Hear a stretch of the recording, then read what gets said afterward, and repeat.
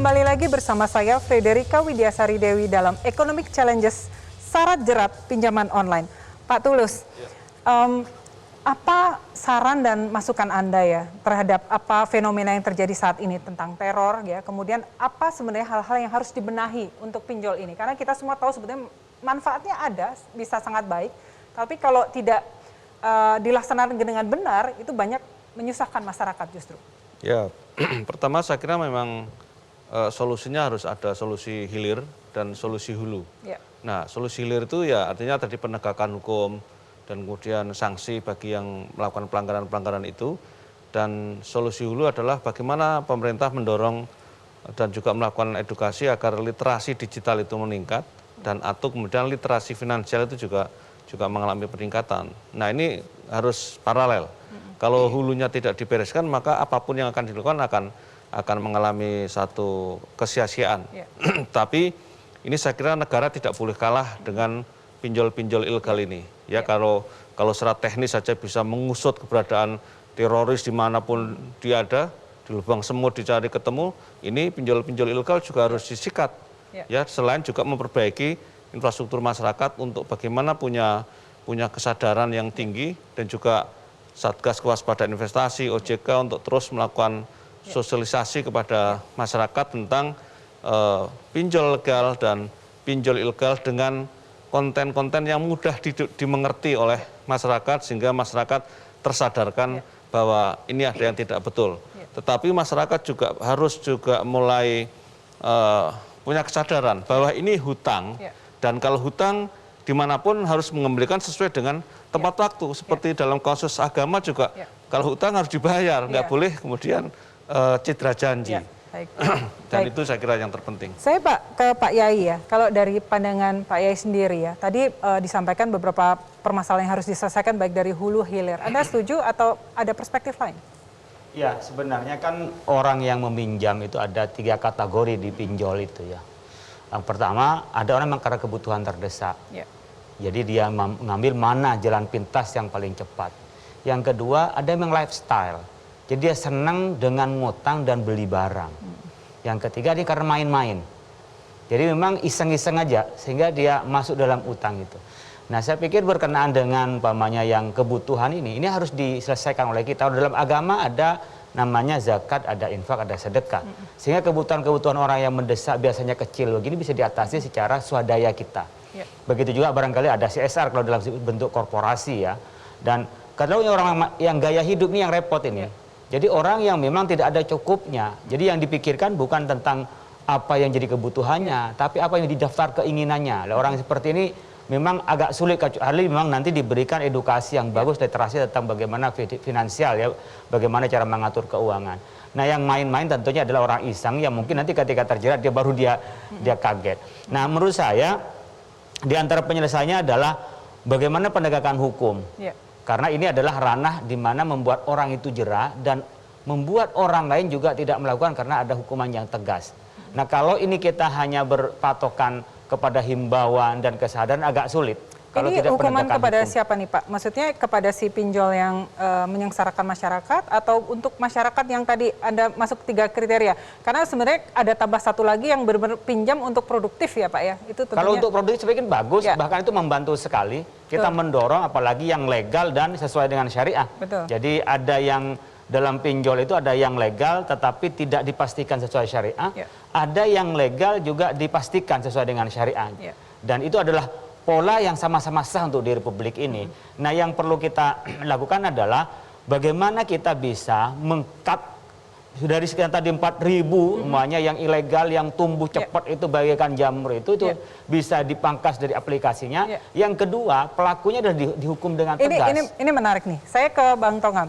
Bang Tongam, tadi kita mendengar sekitar hampir 4.000 ya sudah ditutup sebenarnya pinjol ilegal ini. Kemana orang-orang ini, Bang Tongam? Apakah cukup aplikasi saja yang ditutup, tapi kemudian mereka akan bebas membuat aplikasi yang lain? Mungkin bisa di-share ke kita? Ya, tentu pemblokiran atau penutupan tidak cukup dalam pemberantasan pinjaman online ilegal ini.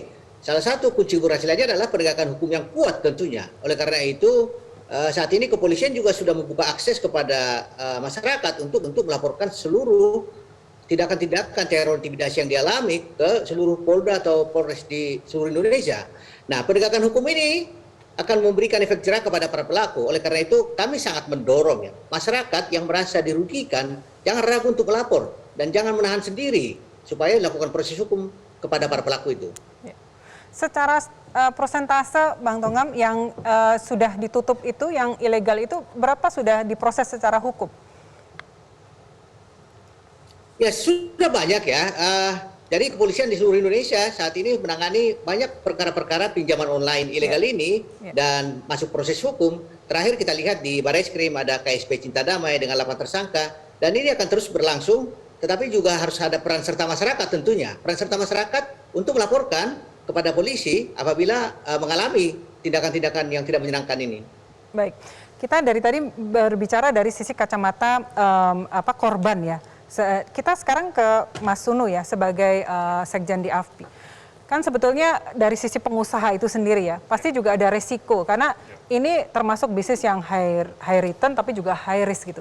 Gimana Anda melindungi juga anggota Anda, membackup, memberikan mungkin capacity building buat mereka supaya mereka bisa survive di bisnis ini, karena banyak juga yang kemudian tidak survive kan? Ya. Jadi gini, di industri ini tentu saja selain aturan ketentuan dari OJK, beberapa hal yang harus dilakukan ya, jadi EKYC, digital signature, itu dilakukan sebagai proses dari upaya kita untuk transparansi. Tetapi kita dari asosiasi kita juga membangun database, centralized database, mungkin kalau di perbankan seperti Slick, kalau kita di FDC. Tujuannya apa? Tujuannya adalah kita untuk mengetahui apakah seseorang itu sudah meminjam berlebih atau tidak. Jadi misalkan saudara A, misalkan dia apply dengan NIK sekian, waktu kita cek dia punya pinjaman online nggak? Kalau dia punya, dia ada di berapa pinjaman online? Pinjamannya seperti apa? Nah, itu sebetulnya upaya kita untuk melindungi anggota kita dari orang-orang yang memang memiliki pinjaman berlebih di luar sana. Jadi itu upaya kita untuk apa mungkin ada membangun. Ini ya, melihat bisnis model yang lain ya, tidak cuma hanya pinjaman online, tapi mungkin di package dengan yang lain ya, mungkin dengan produk literasi, edukasi, dan sebagainya. Mungkin bisnis modelnya bisa di-approach dari... Jadi gini, mungkin untuk dipahami juga ya, kan kalau sekarang ini yang kita pahami pinjaman online itu adalah sepertinya hanya pinjaman tunai jangka pendek. Padahal fintech pendanaan bersama itu ada, kita secara umum ada 3 produk utama. Pinjaman tunai jangka pendek, pinjaman produktif, dan pinjaman syariah, Pak. Nah, ketiganya itu ada, dan ketiganya itu adalah anggota kami, sama-sama besar jumlahnya. Jadi cuman karena yang rame ini adalah terkait dengan pinjaman online yang pinjaman tunai jangka pendek, ini yang selalu menjadi masalah. Tetapi untuk pinjaman yang lain itu ya lancar-lancar saja. Kenapa mereka tidak terekspos? Karena mereka berkinerja, berkontribusi kepada ekonomi, tapi karena tidak ada ekses negatifnya ya mereka tidak ada beritanya gitu. Jadi bagian dari literasi kita kepada masyarakat itu ya pada setiap kita pinjam online kita akan selalu mengedukasi kepada masyarakat. Jadi kalau kita memberi pinjaman kepada kegiatan usaha, kita juga mengedukasi kepada pengusahanya. Saya ke Bang Tongam lagi ya, karena sebagai Ketua Satgas Waspada Investasi itu banyak sekali melihat kasus-kasus. Bagaimana tips Bang Tongam nih kalau untuk masyarakat yang saat ini sudah terlanjur terjebak dalam pinjol ini, apa yang harus mereka lakukan, Pak Tongam?